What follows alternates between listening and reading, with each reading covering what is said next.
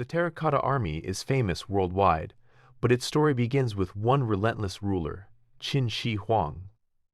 In March 1974, local farmers in rural Shanxi were doing something ordinary, digging a well in dry ground. But their tools began striking unusual pieces of fired clay. As more fragments appeared, the shapes became harder to dismiss. Parts of sculpted bodies, armor, and heads from life-size figures.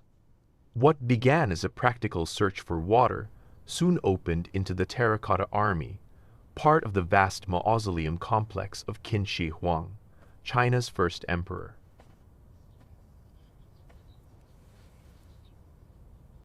Yingzheng was only a boy when he became king of Qin in 247 BCE, growing up inside one of the strongest states of the Warring States era.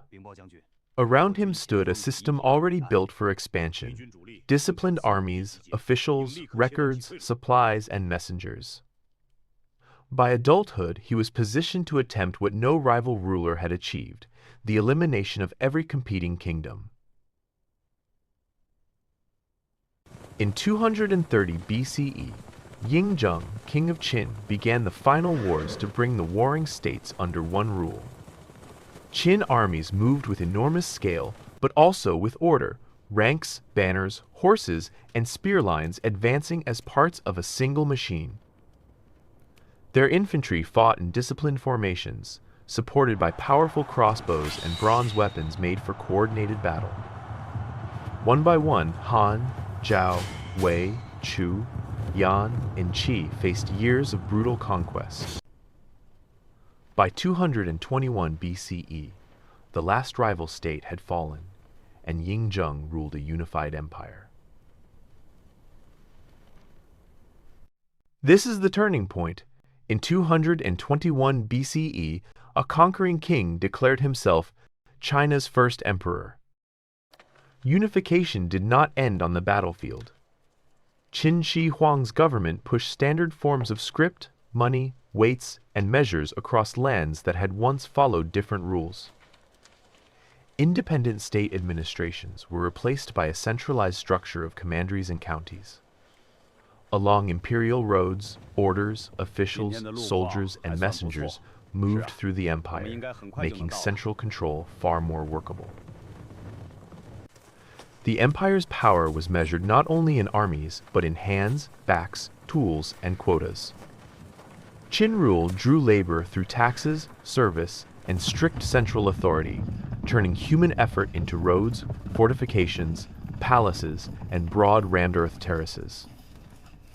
At the same time, another landscape was taking shape near the capital, the king's mausoleum, begun around 246 BCE and enlarged across his lifetime. Qin Shi Huang's empire demanded more than conquest.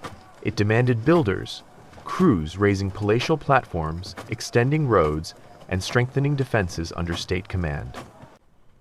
Long before he was old, even before he became emperor, work had already begun on his mausoleum, a lifetime project started around 246 BCE.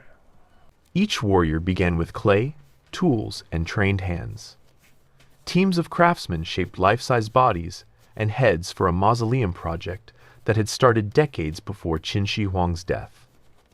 As the figures took form, no two ranks looked entirely the same. Hair, headdress, armor, stance, and facial treatment all varied. Then came color. Skin, hair, clothing, and equipment were painted before burial, much of it later lost after excavation. Set into underground formations with horses and weapons, the army became a disciplined fragment of a vast funerary landscape built to preserve imperial authority beyond the grave.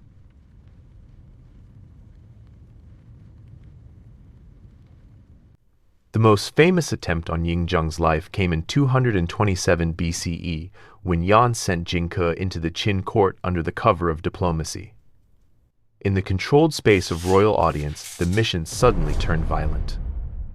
Yingzheng survived, and the failed attack became legendary.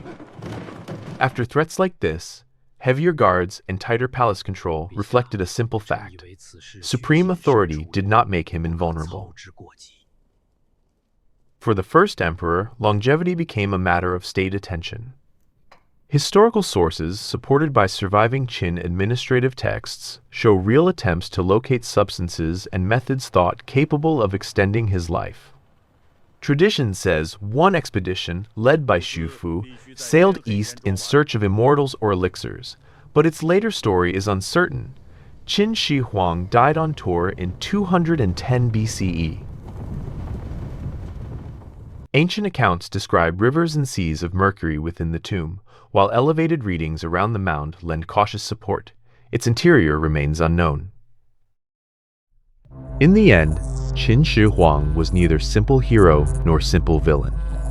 He unified a fractured world, imposed lasting systems, and demanded a human cost on an enormous scale.